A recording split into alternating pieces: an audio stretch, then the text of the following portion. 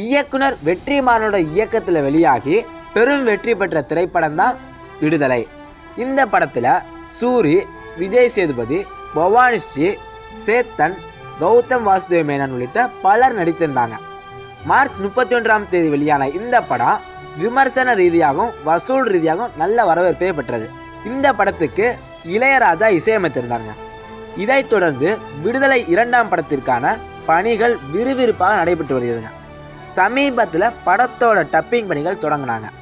இந்த 2ஆம் பாகத்தில் விஜய் சேதுபதி, சூரி, எஸ்ஜே சூர்யா, மஞ்சு வாரியர் மற்றும் அட்டகத்தி தினேஷ் உள்ளிட்ட பலர் நடித்துள்ளனர்.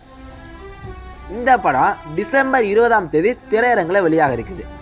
2ஆம் பாகத்துக்கும் இளையராஜாவை இசையமைத்துள்ளார். இந்த நிலையில் விடுதலை 2ஆம் படத்தோட முதல் பாடலான தினம் தினமும் பாடல் வரும் 17 வெளியாகும் என படக்குழு அறிவித்துள்ளது.